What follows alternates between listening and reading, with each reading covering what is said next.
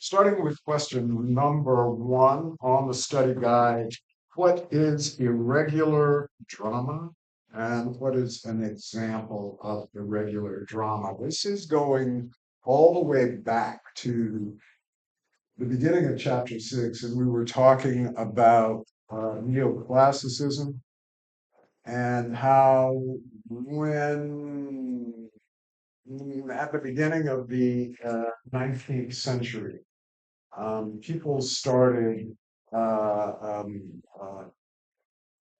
disagreeing with the neoclassical rules, and they wrote plays that didn't follow that.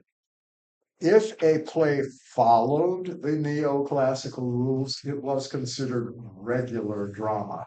If it did, it was considered irregular drama. So, irregular drama does not follow the neoclassical rules. It's not a neoclassical play, it's something different. An example of irregular drama is something called a ballad opera. Ballad opera, Ballad opera. Example of one of those uh, is an opera by Mozart called The Magic Flute. The Magic Flute is an example of irregular drama. It's a play with music that's short and it has characters that you wouldn't see in neoclassical plays. It's got witches, spirits, there's a whole supernatural element to it. So, irregular drama does not follow the neoclassical rules, and an example of neoclassical or an example of irregular drama is the ballad opera.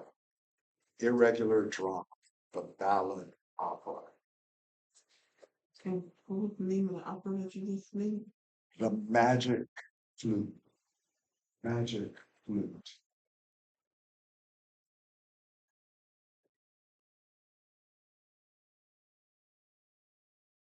Now, number two asks for some differences between neoclassicism and romanticism. The one major difference between the two is that neoclassical celebrates sameness, conformity.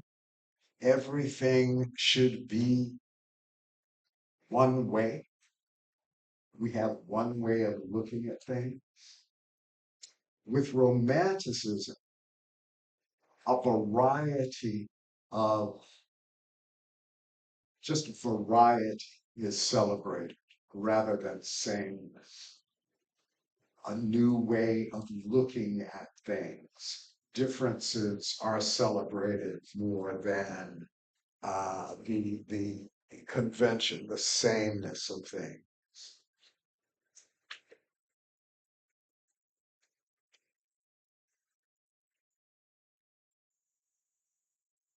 And romanticism is celebrated by Variety, variety. yes, romanticism, variety.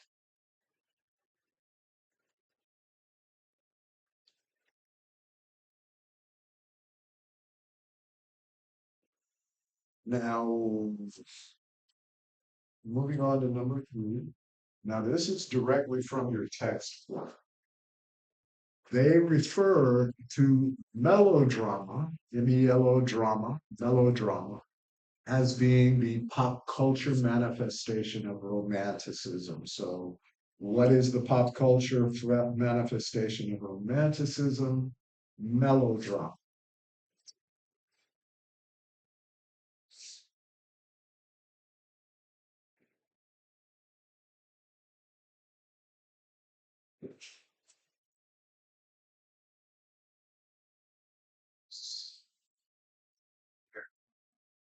Number five, I believe it is. Well, five. No, Four. four. Okay, who wrote The Count of Monte Cristo? Does anybody remember? Alexander Dumas, D-U-M-A-S.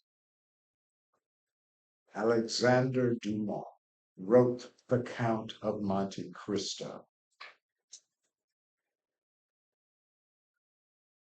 Now, we talked about this big story, this huge book being adapted into a stage play, and one actor buying the rights to this play and performing it all over the world, becoming famous for portraying the title character. And that actor's name was James O'Neill. James O'Neill became famous, performed this title character all over the world. James O'Neill.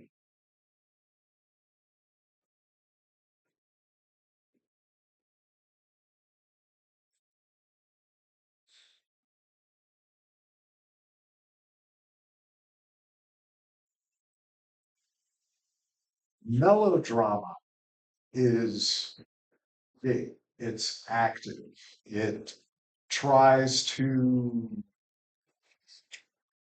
show the action of a story on the stage. So when it comes to, now, if you think back on the methods of organizing dramatic action, plot, character, thought, diction, music, and spectacle, melodrama relies very heavily on spectacle, sound, moving sets, lighting, uh, sets that could revolve, things that anything that made the production more exciting. The spectacle is what set melodrama apart. Sword fights, cannons going off, like I said, water on stage, the way they attempted to create sets on stage was just big, and spectacle was what made it so appealing. And that, if I'm not mistaken, yes, number five. You could also say that the plot of a melodrama is big, it's vast. The story is going to take you all over the world. It's just that type of story. But spectacle is really what sets it apart.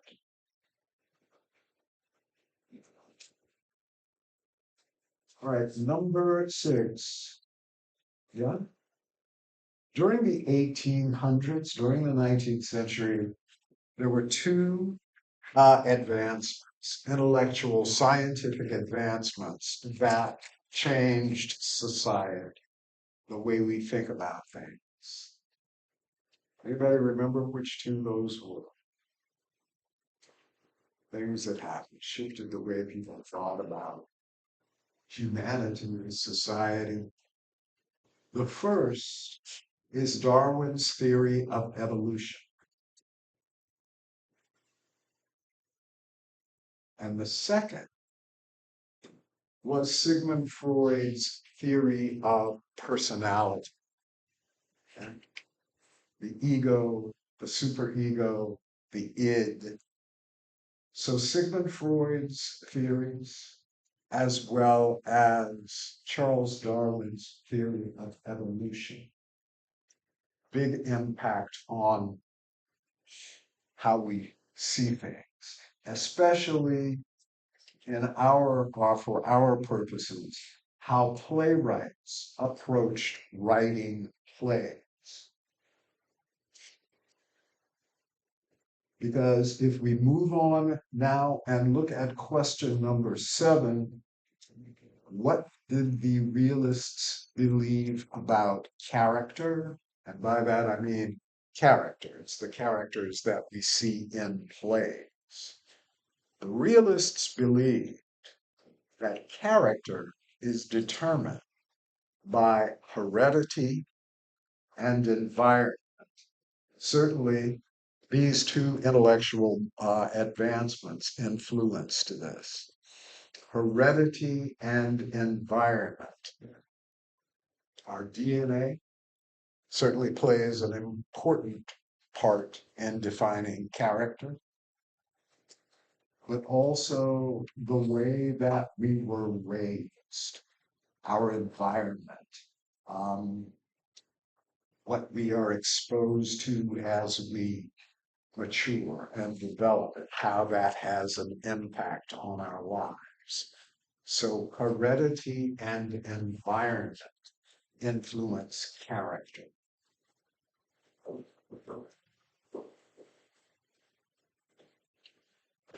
Right. Also, during the 19th century, during this period of realism, because that's where we are now, we move from romanticism to realism.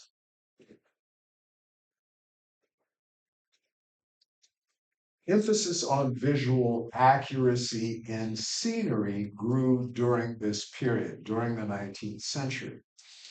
What type of set was used to emphasize realism on stage? Let me remember this. This is a realistic set with three walls. The fourth wall is the wall that separates the performer from the audience. What we create with that three-walled set and a fourth wall is a box, and it is called a box set. Because from the audience, you look at the stage and it looks like you are looking into a room. Realism. And these sets had functional doors and windows, and people could make exits and entrances, and it was representation. It was realistic. So the box set helped define that period in terms of scenic design, realism on stage. As a matter of fact, we're talking about realism at A Doll's House and Henrik Ibsen. A Doll's House was performed on a box set. This wasn't the first time it was used, but it is a clear example of realism on stage. Right. Anybody remember who wrote A Doll's House? Henrik Ibsen. Ibsen.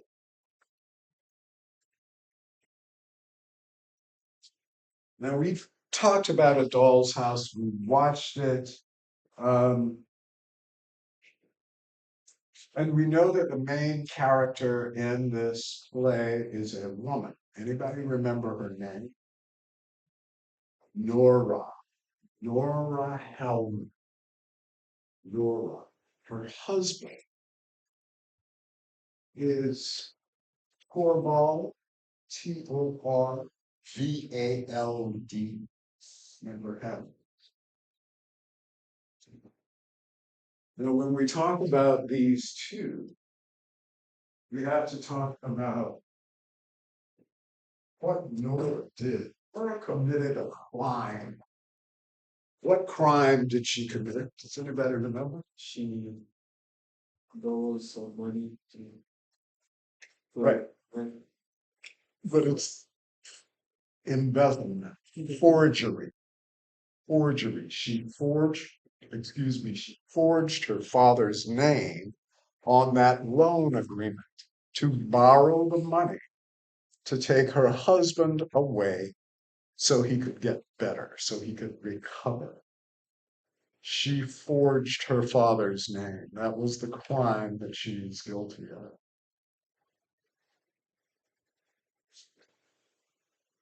Now, another character in the play is the man that she got the loan from. His name is Krogstad. Even sounds evil. Krogstad. Krogstad.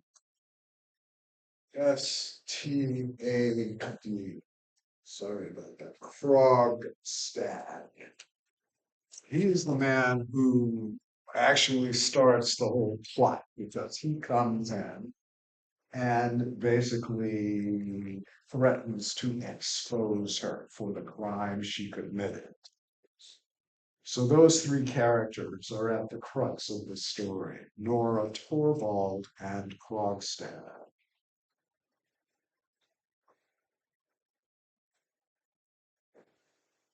All right, number 10 asks us what the difference between naturalism and realism is.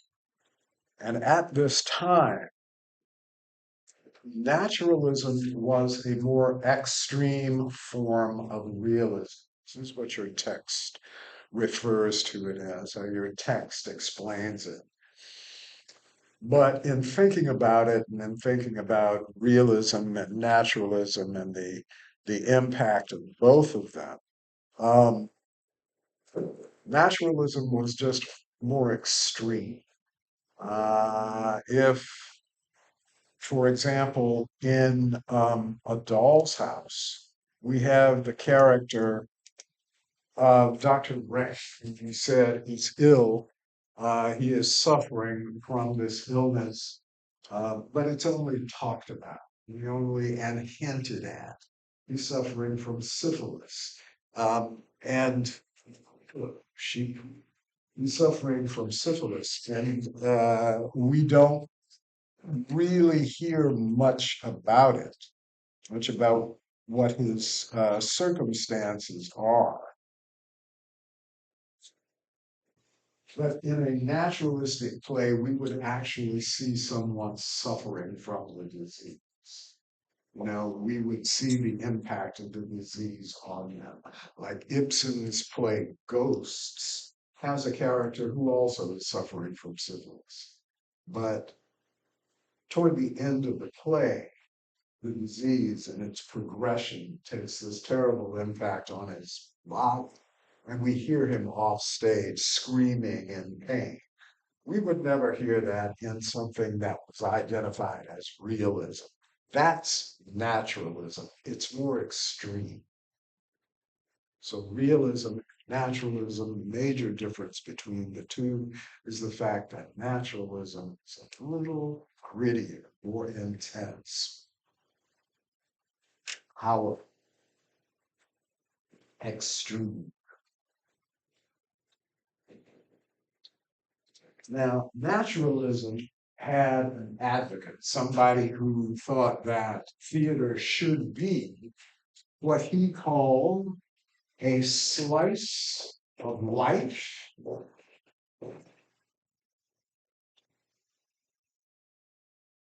And that man's name is Emile Zola.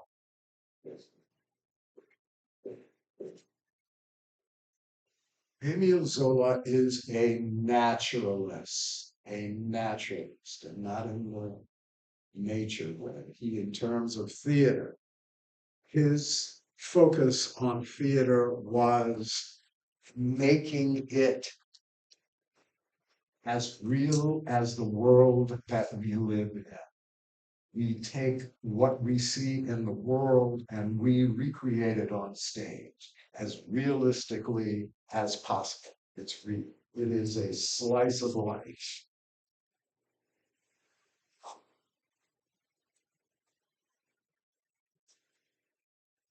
Okay, so those three questions answered there in number 10. Naturalism, a more extreme form of realism. Naturalism's chief advocate, Emile Zola. And Zola believed that theater should be a slice of life.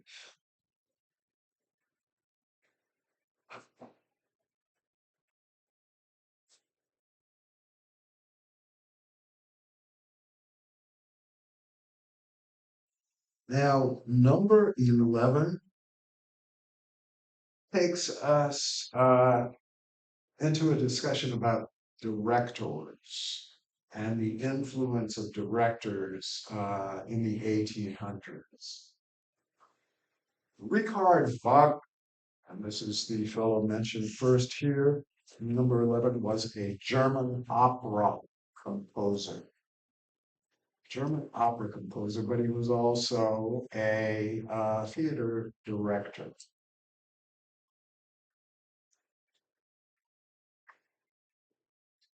Now, the second part of the question asked, what was his democratic configuration in the theater? His democratic configuration is all about the way the theater was laid out, the audience. Up to this point, most theaters were separated. You had people who sat on the floor, you had people who were seated in the balcony, and then you had the wealthy people who could afford box seats. He did away with all of that and created what he referred to as this democratic configuration, which gave everybody equal view of the stage. So it was fanned out. If you notice, seats in theaters now, if this is the stage, they tend to do this. The seats on the floor, even the seats on the mezzanine level, fan out like that. And that way, people are able to see the stage equally, more or less. Democratic configuration. Now, Wagner is also known for introducing a theater convention. Remember, theater convention. His was lowering the lights over the audience and then bringing the lights up on stage. He was the first director to actually do that. Up to this point, theater was just performed and everybody was under light. You know, the light above the audience was basically the same as the light above the stage. But he wanted to separate the two. He felt that the audience represented the real world. The stage represented an imagined world. So when the play started, the lights over the real world dimmed, and the lights in the imagined world came up. So he was the first theater artist to actually start doing this. This was his contribution, in addition to the democratic configuration. Yeah. Okay, number 12. What led to the formation of independent theaters throughout Europe during the late 1800s, during the 1880s? Censorship. Remember, plays did not receive financial support until they uh, were deemed worthy by censors, people who said, no, you can't perform this here. You certainly can't perform it in a government subsidized theater because we don't approve of the subject matter. We censored. To get around that, to get away from censorship, independent theaters were formed. And this is where plays written by Ibsen and George Bernard Shaw and Anton Chekhov were performed. So independent theaters.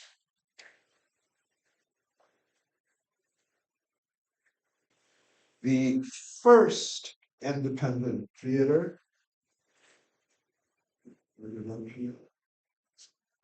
first independent theater in Paris in 1887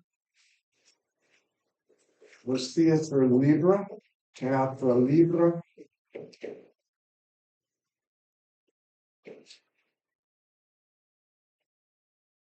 And its director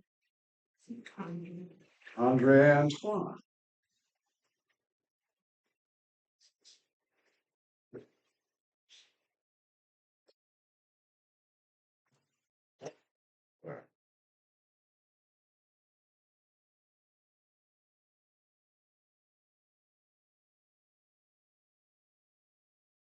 Now, our next question asks about the independent theater in Russia. Anybody remember that one?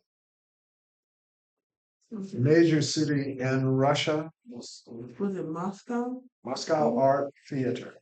Moscow Art Theater.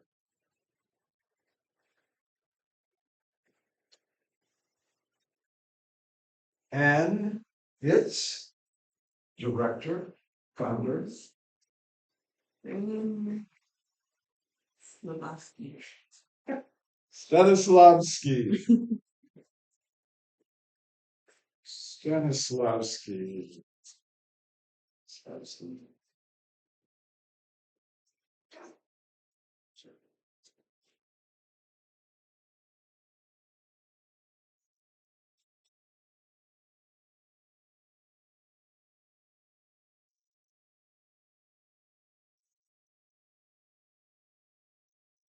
So toward the end of the 19th century, uh, realism became less popular. As a matter of fact, the popularity of realism started to, I won't say diminish, but let's just say that other styles came about that kind of rejected all of the principles of realism. And the first movement to reject realism, anybody remember? Yes? I'm trying to go with notes. Symbolism. Symbolism. Symbolism. The symbolists believed that we have the power as human beings to rely on something called intuition. We don't have to have our information given to us. We don't have to receive it and have it hit all five of our senses. We can respond to a symbol, a suggestion, and understand, have that power to understand by suggestion rather than example.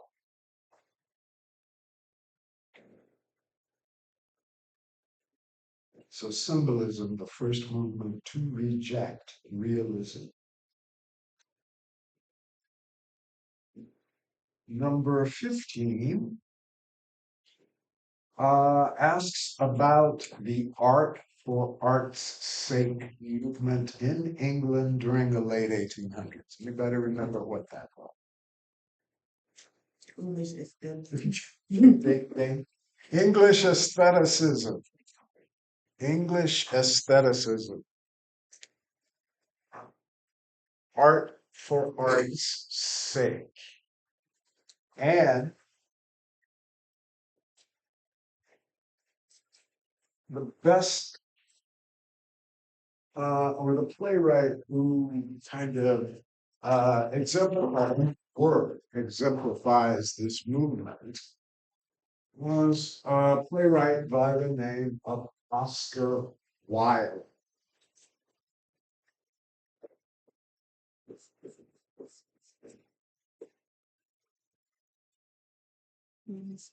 Oscar Wilde. Did you see? Ernest. The importance of being earnest. That's his play.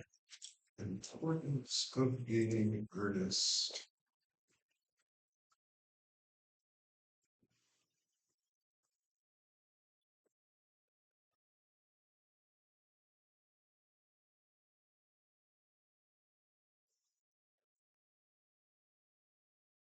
The importance of being earnest. All right. Any questions on that chunk? All right.